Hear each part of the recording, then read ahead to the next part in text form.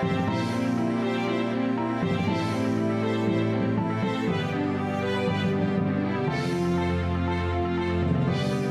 up, Taiwan? I'm Tiffany Wong with news from here in Taiwan and around the world.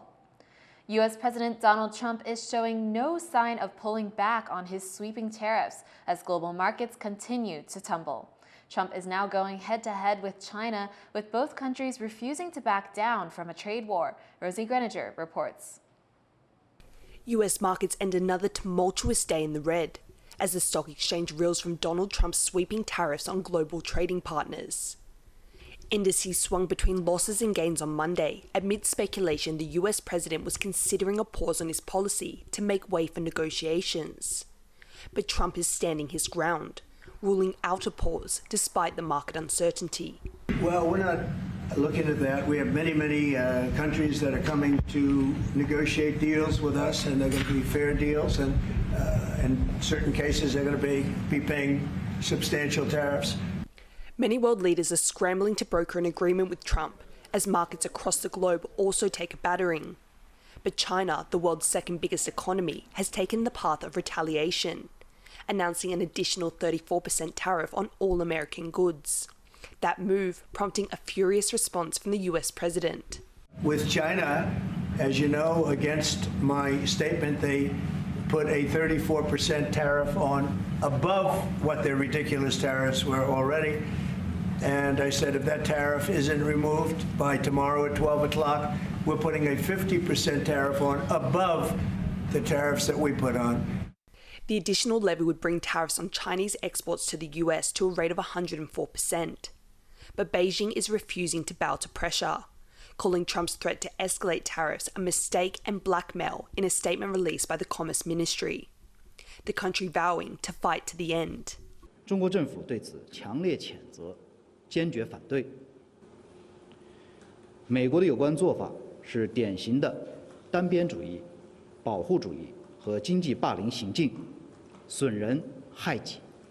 Neighbouring Taiwan is taking a different approach, looking at negotiations instead. 4月3号之前就已经有相关的代表在美方进行任何的沟通，这个是一定的。所以我希望大家给我们多一点的时间，我们尽量把时间能够争取跟世界的其他国家一样，争取到适当的时间，我们绝对有完善的计划，那么有适当的人选可以去做正面的交涉。 Vice Premier Zhang Lin-jun will lead a delegation to the US, seeking to lower the 10% levy imposed and increase trade cooperation. A move hoped to calm tensions as Trump digs his heels in against any threat of retaliation. Ryan Wu and Rosie Greninger for TaiwanPlus.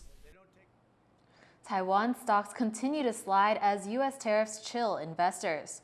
The TAIEX, Taiwan's weighted stock index, dropped below 19,000 shortly after trading began, dipping to its lowest point since February last year. The exchange had its biggest single-day drop ever on Monday after Trump announced 32% tariffs on Taiwan. Other markets around Asia are trending upwards, with Japan's Nikkei index up 5%. Meanwhile, the Korean, Hong Kong, and Chinese markets are up slightly. Here in Taiwan, Trump's tariffs are causing deep concern for local manufacturers and labor groups. Business was already going badly for Shenren Textile Company. Over the past few years, the 30-year-old textile manufacturer in Jianghua County had already lost many of its customers to cheaper vendors in China and Vietnam. And now, as countries around the world face mounting tariffs from the U.S., the company fears it will not be able to hold on much longer.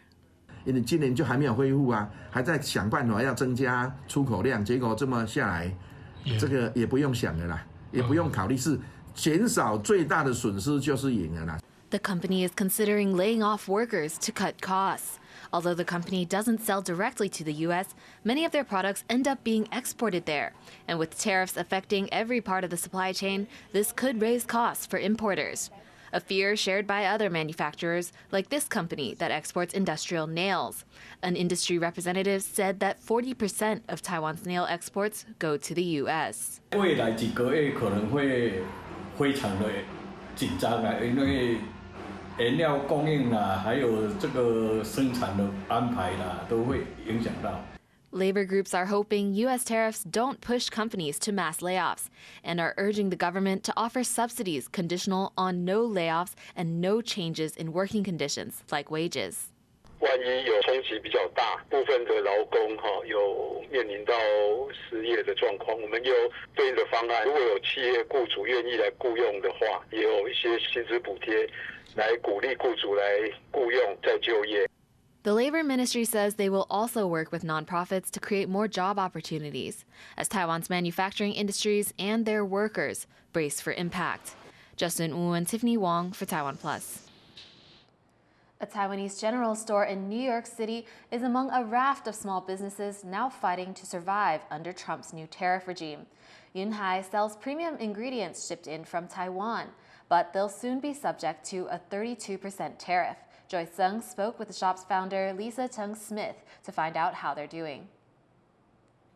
Lisa, you're really on the front lines here in terms of impact of Trump's tariffs. Importing foreign goods is central to your business. How are you coping with this new policy? Were you prepared for a 32% tariff? A lot of the coping is trying to find the fine print to understand what it really means, because it's so easy to read the top line and just panic, essentially. We definitely didn't expect like a 32% tariff. It's quite high. We thought, okay, maybe a few percentage points. Taiwan wasn't really central to the tariff conversation in the United States. But when we saw the 32%, we immediately realized, like, okay, we need to find out what's going on, read the fine print, but also rapidly prepare for change. Truth be told, all of our products that we sell are from Taiwan. People come to our business for Taiwanese goods. So we'll never change that. And what we have to figure out is just how to keep these goods as accessible as possible. And so we're trying to figure out, how do we not raise prices to the point where people won't buy it anymore? I know there's probably a lot of moving parts right now, but what are some ways you're exploring to manage these added costs? So the added costs, once we think about all the added costs from the tariffs, but also our domestic costs will be even more expensive. So like, for example, we use boxes here to ship our orders. I'm sure those will get more expensive too. So we're expecting price hikes across the board. So we're essentially adding 40% to our cost basis when we're estimating. So we're trying to figure out what levers we have to pull. So that could be like negotiating with the suppliers. I know the Taiwanese government has put together a sort of fund to help people who are importing or exporting. Our costs are really in like advertising, affiliate payments. So just trying to think about like, okay, what can we do ourselves? How can we work a little bit more smartly to reduce costs? What are some trade-offs you're willing to make, but what are also the non-negotiables? The non-negotiable at the heart of Yunhai is just that we will always be intent on telling the story of Taiwan and sharing Taiwanese culture through food. So that's non-negotiable. And everything else is kind of, up for grabs. Like if we need to change a little bit what we're importing or change, our different business channels, we can do that. So long as we don't sacrifice the cultural aspect of our business. That was Lisa Chung-Smith, the founder of Yunhai, a Taiwanese food shop in New York City. U.S. President Donald Trump says his administration will hold direct high-level talks with Iran over its nuclear program on Saturday. Trump was talking at a joint press conference alongside Israeli Prime Minister Benjamin Netanyahu. During his first term, Trump withdrew the U.S. from a deal meant to slow Iran's nuclear development. Since then, Iran's nuclear program has advanced significantly. Iran confirmed the meeting in Oman, which they called indirect high-level talks. Trump warned of serious consequences if the talks fall through. If diplomacy fails, is the United States, under your leadership, ready to take military action to destroy the Iranian nuclear program and remove this threat? I think if the talks aren't successful with Iran, I think Iran is going to be in great danger. And I hate to say it, great danger, because they can't have a nuclear weapon. Netanyahu echoed Trump, saying Iran must never have nuclear weapons. The Philippines is accusing China of aggressive behavior in the South China Sea, saying Chinese Coast Guard vessels repeatedly try to ram one of its ships. The Philippine Coast Guard released footage of the incident, which took place on Sunday, along with a statement calling China's actions dangerous. Videos show a large Chinese vessel coming dangerously close to the Philippine ship. China then appears to send a second, smaller boat toward the vessel. Local media reports say the exchange happened in waters off the coast of the Philippines region of Luzon.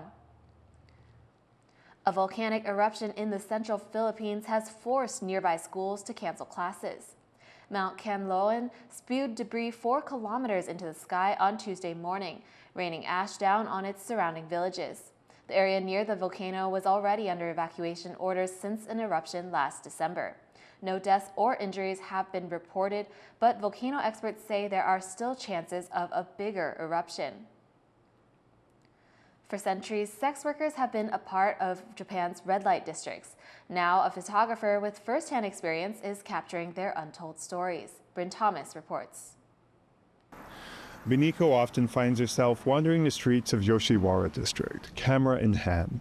The fading red light district near Tokyo's tourist hotspot Accuses, once famous for its high-class courtesans, is now telling a different story, one she's capturing in photos.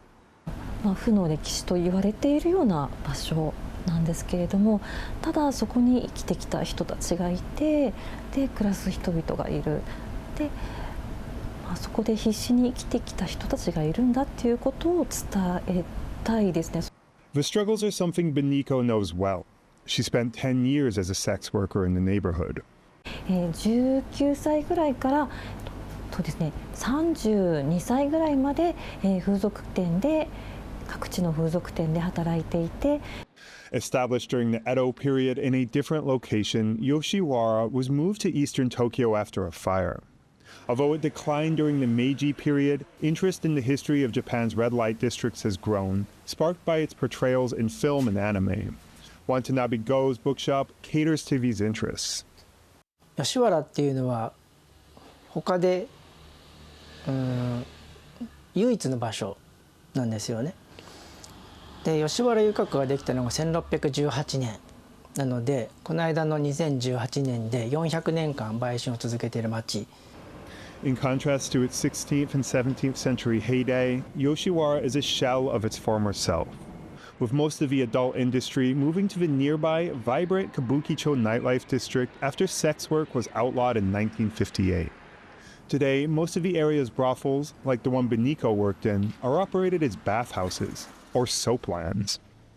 ソープランドっていうのは個室の中で、女性が、男性の体を洗うっていうのが大前提にはなってるんですけど、実態としてはそこで性売春が行われている場所。By her 30s, years of sex work, seeing up to 10 clients a day, had taken a toll on Beniko both physically and mentally. In extreme pain and wanting to care for her child, she left the profession, got a part-time job, and began learning photography. Now 52, she runs a YouTube channel where she shows her face, a decision which has made her the target of abuse, but also gained her a considerable following. 今自分がなぜ写真を撮っているのかっていうのは、過去のことがあるから、その自分の